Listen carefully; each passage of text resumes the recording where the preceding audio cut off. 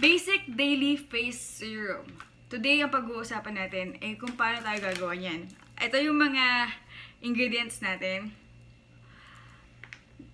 Desert Essence, Jojoba Oil, 118 ml. Mabibili nyo to sa Healthy Options worth 995 pesos.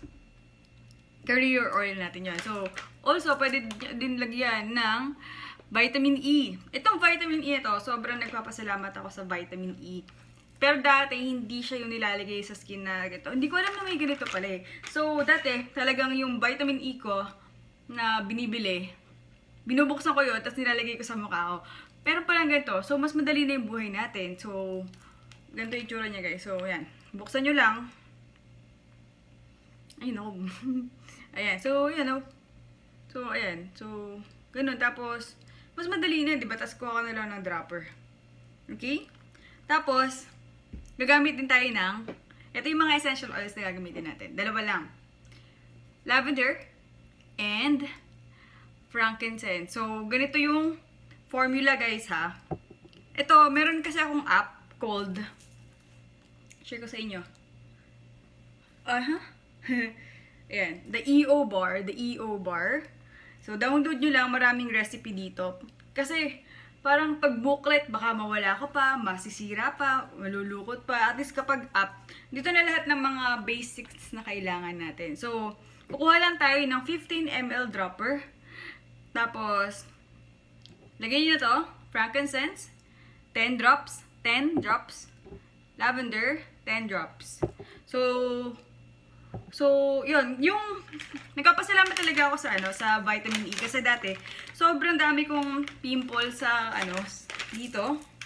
Diyan, back knee. Alam mo yung pag nasandal ako ng mali, pumuputok yung mga pimple ko sa likod. Sobrang sakit. So, pero nung nag-vitamin E ako kasi gusto ko siya i-heal through vitamins. Hindi ko alam kung paano ko na-research yun, pero malaking tulong. Malaking tulong sobra. Okay, so, nag-inerte pa ako. So, this, ang ginagamit ko is the Serum Collagen Cleansing Tissue. This is Makeup Remover Cleansing Wipes. Nabili ko siya sa, networking, NRC. Okay. Ayan, nagmumura tayo ng makeup. Kasi, syempre, nagbablog tayo eh. Nagbablog din ako, guys, about stock market. Yuck! O, diba? Okay. O, ganun-ganun lang, oh. Oh my God. So, totoo ba ito? Audrey, ginagamit mo ba talaga yan? O naman. Ayun, hindi ko nasabi kung magkano, no? Yung lavender, baka tinatanong niya. Yung lavender, para sa mga member, 1,390. 15 ml. Pagka hindi ka member, 1,830. Tapos, frankincense, kapag member, 5 ml, 1,755 pesos. And 2,300 naman para sa mga hindi member ng Young Living.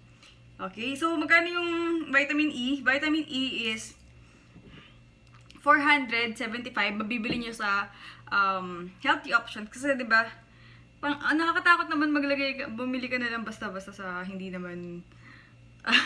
Ewan ko, basta may tiwala ako sa Healthy Options. Sige, so parang naniniwala ako na kapag doon ako bumili, legit yung products nila. Kasi syempre mukha mo to eh. Syempre mag-iingat ka, diba? Ayan, game na. Ayan. So yan, pwede na ha. Okay, so ito, ganun lang. Ito na yun eh. Sinare ko lang sa inyo yung Ayan, pwede na yung ganito. Ito yung mali eh. Hindi ako sure kung, kasi hinaluan ko ng argan.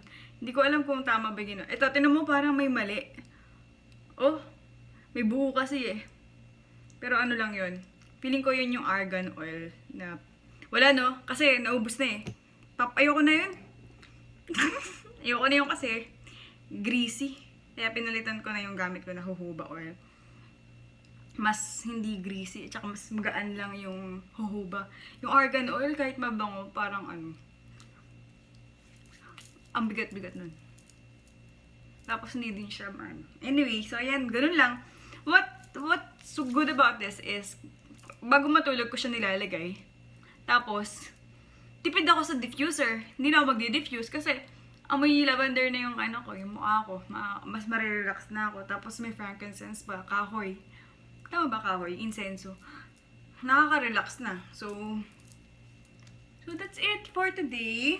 Sana nakatulong ako sa inyo today. Yan. Kapag may tanong kayo about oils, nandito lang ako. Marami akong na-research. Tsaka marami akong apps. Love, love, love. Magpaganda lang tayo lagi.